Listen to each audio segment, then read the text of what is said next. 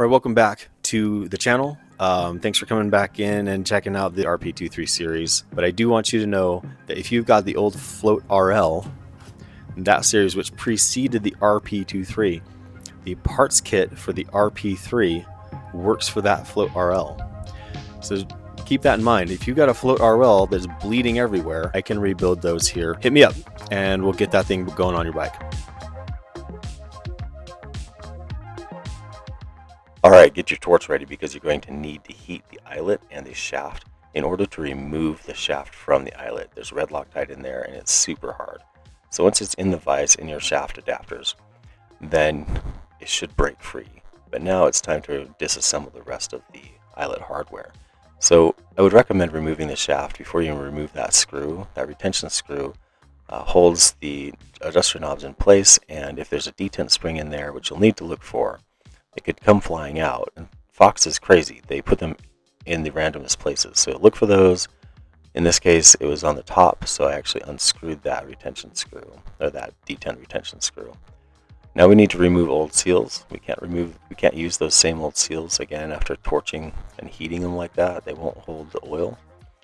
And clean it up and remove the old hard red Loctite. Now you need to reassemble the eyelet hardware, and that involves using waterproof grease, because this is actually more exposed than you think. So get that waterproof grease in there and pay attention to these little bits. Like this RP23 has a spring-loaded feature. That adjuster here changes the intensity of the firm position of the lockout switch, if you will. And that is really about the same with a CTD or a DPS. That hasn't really changed that much. Clean up your excess oil, grease, and depress that spring-loaded feature to reinstall the knob hardware. And you can't do this another way. You have to do this outside of the eyelet. Some of the shocks you can reinstall this stuff once it's back in the eyelet. This particular feature makes it impossible for you to do that. Using your 1.5mm hex key, fasten the RP3, RP2 knob back into place and double check your functionality. Make sure everything's connected properly with depressing the spring-loaded feature. Now you're looking for this groove, that slot. This little tiny screw is the retention screw, so you're going to need to reinstall all this stuff properly. Once you get that hardware back in, the adjuster hardware, then you can reinstall this screw. But make sure that little non-threaded end, just the smooth bearing end, falls into that slot as you reinsert this into the eyelet. It's going to be pretty critical, and it'd be pretty obvious because something won't seem right. It needs to seem smooth, but it needs to seem like it's not going to fall out. So now we go back to the detent spring and ball. I put waterproof grease in there and reinstall the ball. You see that tiny ball? Put that in the detent spring housing, and then the spring goes in next. And now the retention screw, which is probably something you can find at a hardware store if you lose it. But this stuff, I have lost all of these things at least once. They're so tiny. So work in a space where that stuff can't fall out and bounce around. This is also a 1.5mm hex key. Alright, once you get that reinstalled, check your functionality. Make sure that RP3 adjuster knob pops up and down the way it should. Now it's time to remove seals from the shaft and clean them.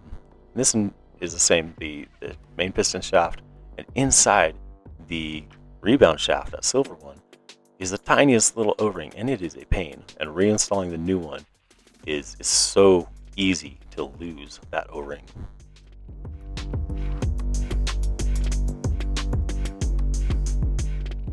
Now you won't always be able to fit a Q-tip down the shaft. Sometimes you just have to hope for the best. I like to force some compressed air through the rebound adjuster rod.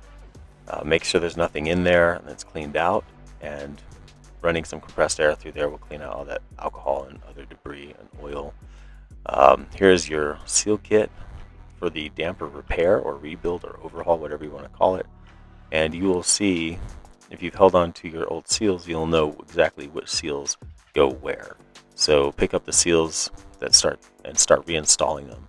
This is the Eyelet seal, and then also the Eyelet air can seal. It comes with a fresh one of those.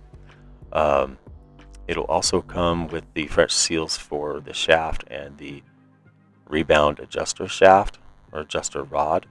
So reinstall those, and I guarantee you are going to get frustrated reinstalling these. It is really difficult.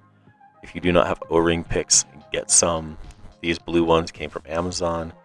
You just need the tiniest O-ring picks you can find to help you reinstall this. Sometimes in order to seat the O-ring, I'll get it started in its seat, and then I'll use the rebound adjuster shaft in order to finish setting it. And then double check your work, make sure that you can see it sitting in its seat. Now this requires a high degree of skill. If you don't have it, this is the thing that will cause this shock to fail. Now that tiny O-ring that you see, that is for the rebound adjuster shaft, the inside, and that allows the lockout plate or lockout rod to be adjusted. It is crazy.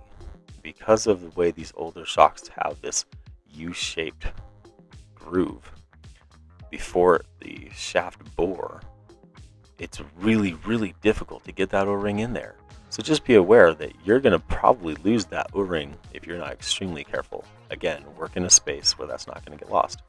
So this is using the compression shaft, or the lockout shaft, in order to set that seal into place. And it's something I just learned through lots of experience.